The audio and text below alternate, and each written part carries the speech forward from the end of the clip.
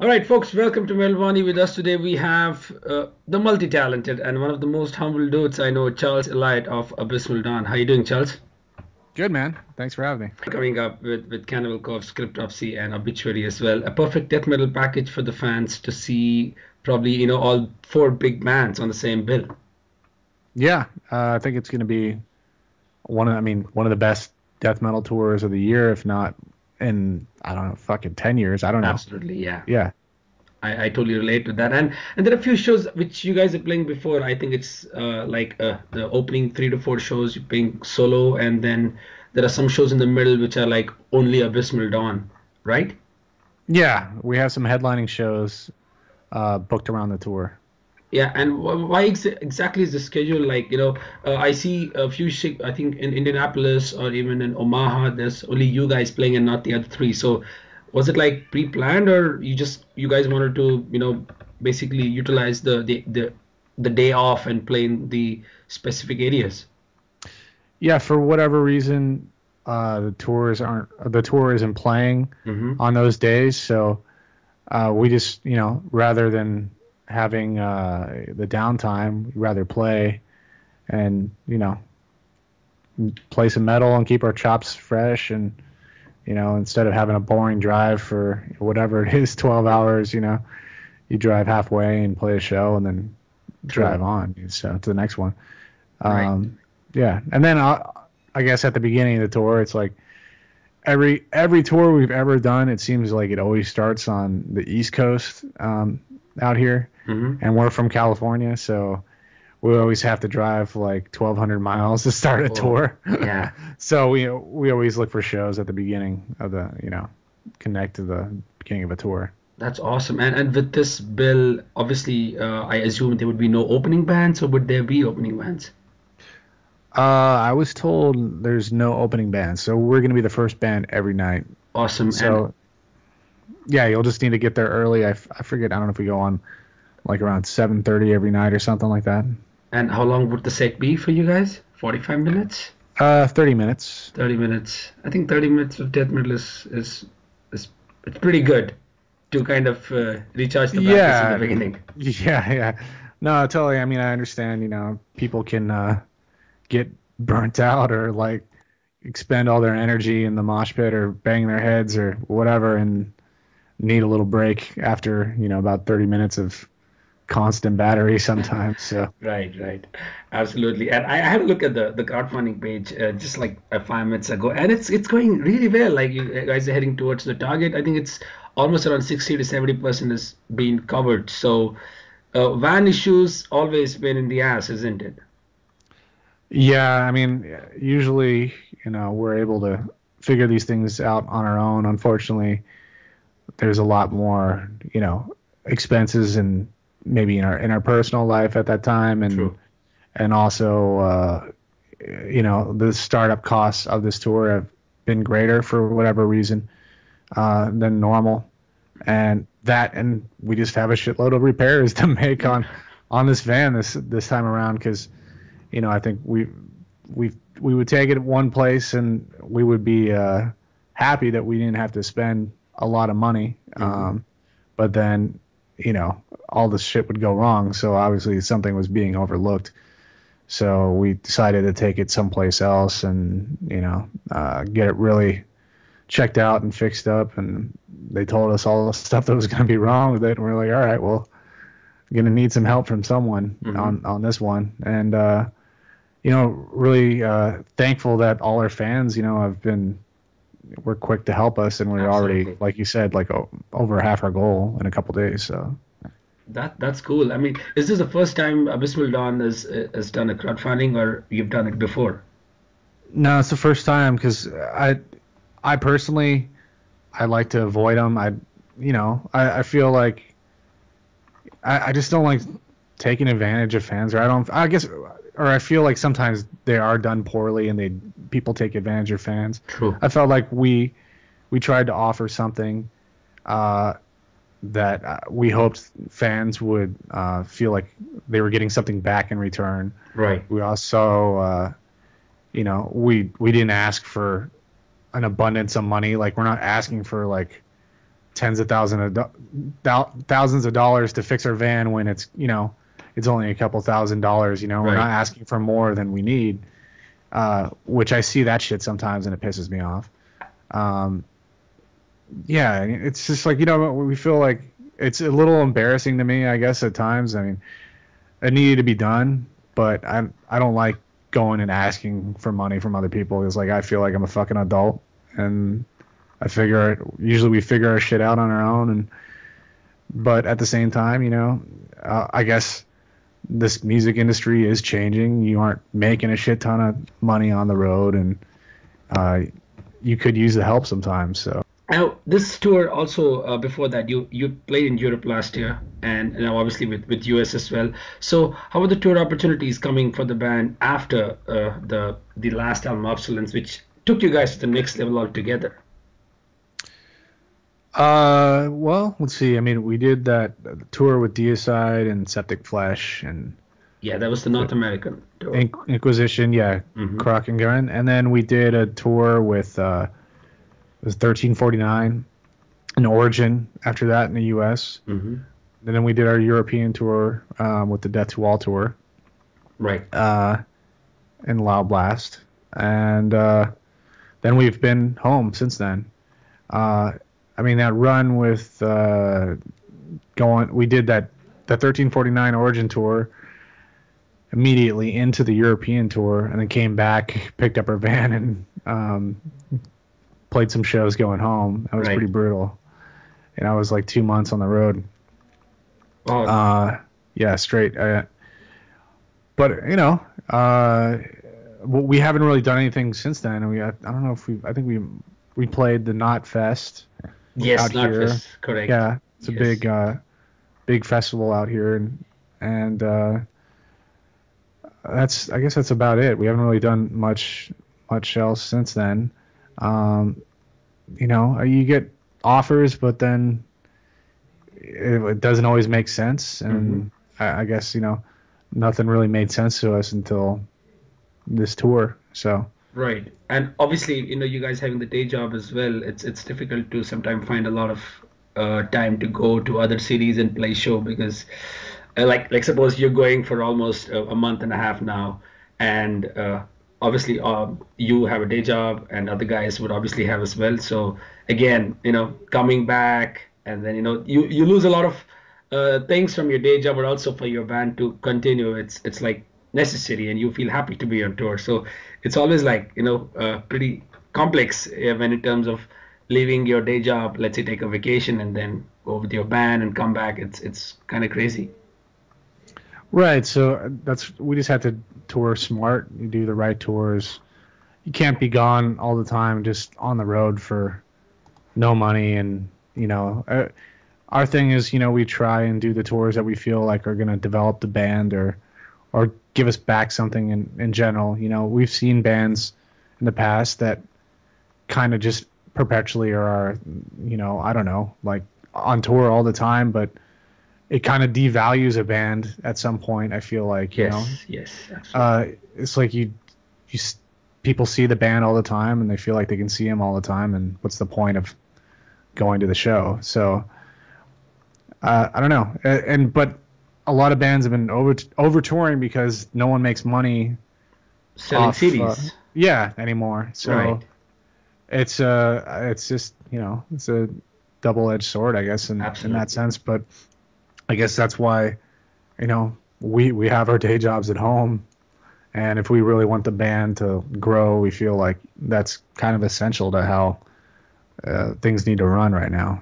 Absolutely. And honestly, I feel you guys deserve much more than what you're getting right now, because I mean, wherever I come across your music, let's say even on YouTube or anywhere, when I read the comments, I just don't see any negativity there. It's just that why are these guys not touring, or why are these guys not able to get even a more diverse, wider crowd? So that kind of it disappoints me. Like, come on, I mean, these guys have gotten them. I mean, 4 albums, especially the last one. It's just insane. I mean, it's like it breaks my heart to see you guys sit for like a year, not tour. And obviously the opportunity should come, but then again, you guys deserve much more than what you get. Oh, well, thank you.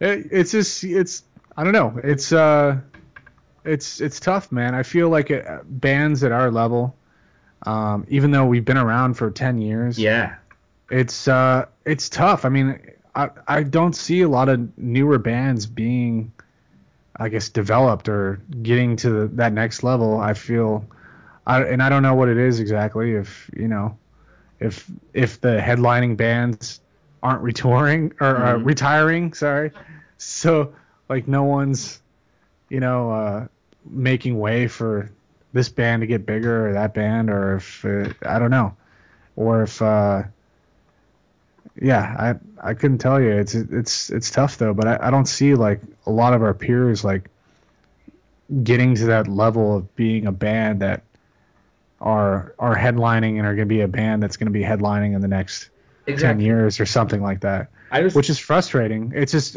but yeah, there's so many bands.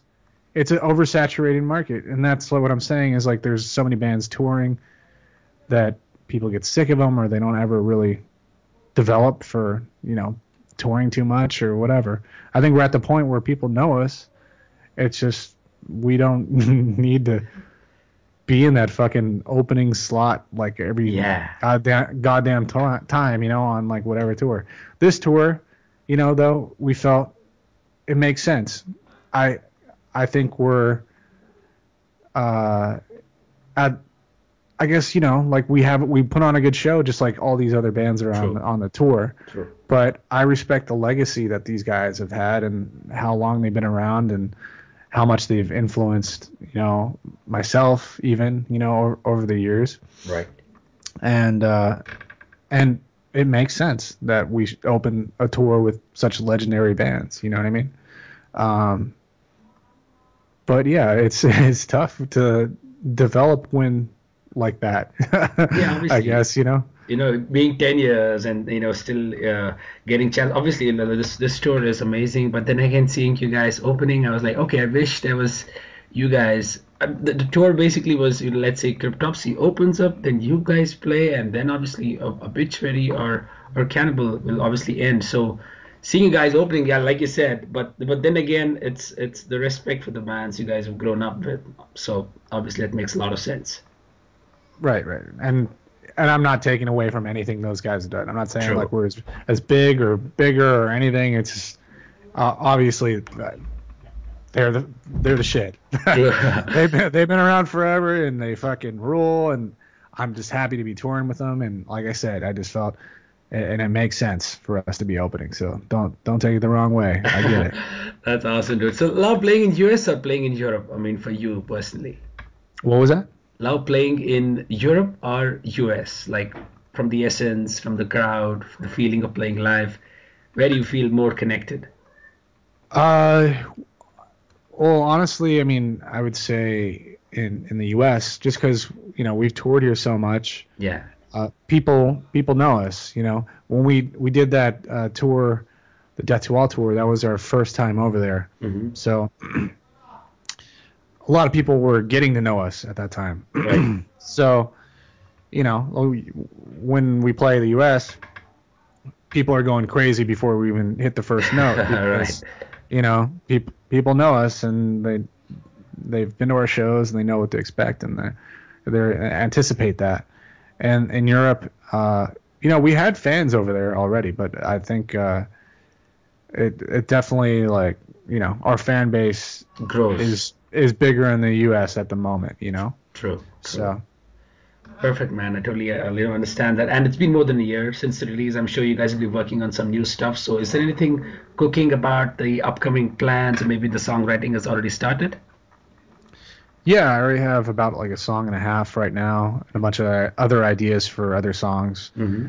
And I think when we're done with this tour, we're going to get together and sit down and start hashing out a new album, and we hope to have an album before, I guess, our usual record cycle, which it seems to have been 3 years this past 2 times. And I mean, we're gonna do what we can to avoid that and get a record out a little bit sooner. So would it be like later this year or early next year? Because Obsolence came around October 2014. So if you look at your 3-year cycle, ideally 2017, but then again, it's up to you guys. Yeah, I don't know. We'll see. Uh, Later this year, I don't know Feasible? if it's gonna happen, but maybe I don't know. Yeah, maybe when we're stuck with 2017 again. We'll see, man. Right. We'll see. It just depends on how quickly we can get a record out, and I don't know, man. And what about Bereft? I mean, you have an amazing Doom band as well. Is there anything which is happening? Because I've been following your page. There's nothing, no updates at all. So it's like, okay, is there anything cooking, or you guys are just put it on hiatus or something? It's really on hiatus. Derek, the drummer, Donley, he has another band that just like one man project he was doing that I went over and laid some vocals down for the other day. And it's really cool. Fucking Neurosis, sort of doomy. It's different from Bereft, but it's doomy, in a different way. But Bereft as a band, we haven't jammed or gotten together in a long time. I think both Sasha's schedule and my schedule have been crazy. Yeah. Yeah. So, he's really focused on Intronaut right now. Right. Yeah, and I've been really focused on Abysmal Dawn. So I don't know. I don't really see a Bereft record anytime. And yeah, and, it was something we did out of fun, yeah. joy. It's not. I don't know if it's something that we would ever do again. Really. When we did that record, I think we got a lot of pressure to do like more shows and tour and stuff, and we're like, we did this just for fun. Yeah. Yeah. We just wanted to put out a record, and we were honest with the label that put it out, in advance, that we told them like, hey, we're not really going to tour and do very many shows. We did a couple shows, but it's more just, something we did for fun and more of like a studio thing, I guess. Right. So that, and I don't know. It's mainly Sasha's band. So once if Sasha is available, obviously you will also make some time, and maybe we'll see an album maybe 1 or 2 years down the road. I would definitely like to do another one. Just if Sasha cranks out some riffs, and if my riffs aren't too metal for him, then let's do it. Cool, man. That's amazing. I saw you guys. You had uploaded a photograph of Sasha with the early ABYSMAL Dawn demos. Oh, right? yeah. He recorded our first demo. So I known Sasha for years, man. We were roommates at one point, and he recorded our first demo. Like, fucking worked together. It was like, fuck it. Felt like we're fucking married or something. Yeah. But yeah, we've been friends for a long time, and yeah, it's crazy. Yeah, he recorded our shitty sounding demo. Awesome, man. I mean, you've been part of Nuclear Blast for a long time, and obviously you've seen way too many bands being signed, and you hear the stuff, and you put your opinion across. But when you see about the sheer amount of music that's out, like you said, is there something where Charles feels that, man, it's just way too much out there, I'm just not getting it? Yeah, I mean, it's tough. I mean, I feel like you can't just sell your music, I guess. I don't know. Or it's bands don't seem to get big off the merit of their own music so much anymore. It seems like everyone needs to have like, I don't know, not only like a booking agent, but then, you got to sell yourself as some sort of fucking personality or something. Yeah. And that to me is kind of annoying, because I just want to be myself, and I want to make the music that the way you like. Yeah, Absolutely. That's pretty much it. And then we stayed true to that the whole time. I guess we never, I don't know, did anything too ridiculous other than taking our shirts off in some music video, I guess. Crazy, man. But it's yeah. I don't know. It's tough, man, because I don't know. We could go on for days Whatever for about that, this. yeah. Yeah, True, yeah. true. I understand that. It's crazy because I've never seen you guys live. I was in States for a year and I didn't get a chance to see Abysmal. Then I went to Europe and I was waiting. And when I went back to India, you guys went to Europe. So that was crazy. Like, oh my God, I always wanted to see you guys live and it just never, happened. So I hope down the road you get a chance to come here because you have a lot of fans here. I mean, I meet people at the gigs and I see the Abysmal Dawn t-shirts out here. So there's a lot which probably you guys should think about coming here in future. That's in India, you said? Yeah, absolutely. That's awesome. Yeah, I mean, it's weird. I know we have fans in sort of random places, I guess, and I see, I guess, what was it? Was it Indonesia, right? That's Indonesia, like, yeah, that's close. yeah, Yeah. yeah. I see, people covering our songs in Indonesia and then at like random local shows and stuff like that. And that to me is pretty crazy. I don't know. For whatever reason, it seems metal's pretty big there. But yeah, I mean, we'd like to play other parts of the world. I mean, we've had plans to in the past. I think we got an offer to play Indonesia once, and we were stupid and didn't do it. I guess we should have just done it for the experience. The offer was okay. Probably would have maybe would have covered most of flights or something, and for whatever reason we didn't do it. I don't know. It was Oh dumb. man, it's the same thing which happened with Obscura as well. They played in Indonesia, and then since then, I mean, they get a lot of requests to come back and a lot of offers as well. So I would have Yeah. wished to see you guys come here because you guys you're signed with the same label as well.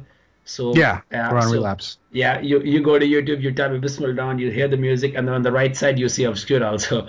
So people get to hear both. So that's one way where fans here are growing for you. So I wish you come here soon, and I wish you all the best for the tour, Charles. An honor, Cool. working with you at Nuclear Bus and also, hearing your music. So good luck ahead, and thanks, man. You've done a lot, so I appreciate everything you've been. Cool, man. Thank you very much for the interview. You have a wonderful It's already around midnight there, so great weekend ahead, dude. Take care of yourself, huh? Cool. You too, man. Bye bye. Take care. Yeah. All right.